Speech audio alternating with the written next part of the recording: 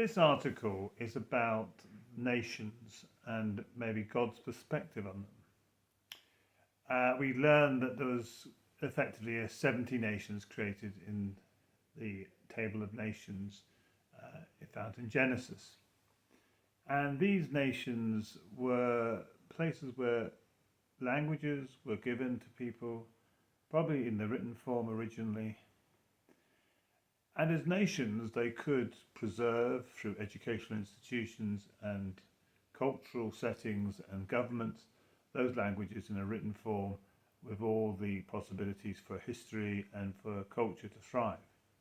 However, the nations could descend into tribes, and tribal societies don't have the infrastructure needed to preserve a written form of language or the educational institutions needed for sophisticated culture. Or the nations could be subsumed into an empire, in which case they lose their identity and become merely an ethnic group in a larger political entity. So in one sense, that is the position of nations. And I think that is God's chosen vision for humanity, because sin will naturally create it in an empire the potential to just be an extremely sinful empire. God has also used empires, I hasten to be added, because they do have certain advantages. Advantages are stability, the passing on of ideas quickly. And so God has used empires, he's used nations. Tribes are not always a very successful way of doing anything because they just simply lack the infrastructure to be successful in any endeavour. But the key interesting thing is when you come to the last 500 years of human history, the growing globalization that comes from humanism becomes a problem because it doesn't really recognize nations. It recognizes just one humanity. Now, on one level, that's actually quite good. There is just one humanity.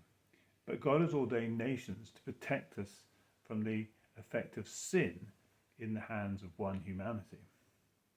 And so humanism without any understanding of God's thinking on sin, God's concept of sin, will inevitably be a dangerous thing.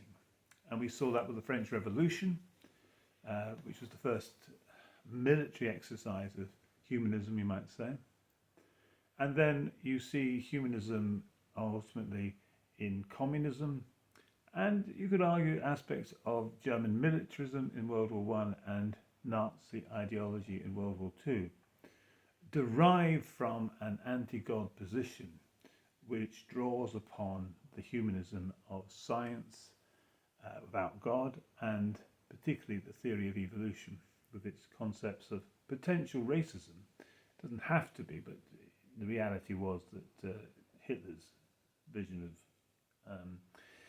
humanism involved and evolution involved racism. And God used at that point countries such as the United Kingdom and America, the USA, to prevent the victory of humanism, often at great odds and certainly at great expense. And these countries had the merit of being islands in the case of Britain and being away from the main centre of action in the case of the USA, so that they could preserve their level of independence and be able to maintain a non-humanistic approach and be able to resist the powers of humanism. And I'm referring to this as militant humanism. Now we roll on to our present situation, and my reflection at the end of the article is that it looks to me like the form of militant humanism we now have, which is sort of critical theory, is how it manifests itself. And I give a link to explain what that theory might look like, has dominated our politics, our institutions, our media, our academic places. And on paper, it would look like there is no way of breaking this hegemony that we have for critical theory and this latest form of humanism, militant humanism. And certainly when I wrote the paper, that's what it looked like to me. I had to say, for And I'm not doing this in terms of praising Donald Trump or J.D. Vance. Time will tell exactly what type of presidency this will be. But it can be said that Donald Trump and J.D. Vance have taken an axe to critical theory and have very deliberately decided to root it out of the American institutions. How successful they will be in that, or whether they just will create a huge backlash, we shall see. As I say, I'm not here to kind of pass judgments. That's not the aim of this particular article, or the aim of my particular website. But it's worth observing that this is what's happening, and it's happened since I wrote the paper, so that's why I wanted to raise it. Time will tell. But the key thing is that the kingdom of God has been preserved over the last 500 years, so that the gospel has been able to be preached.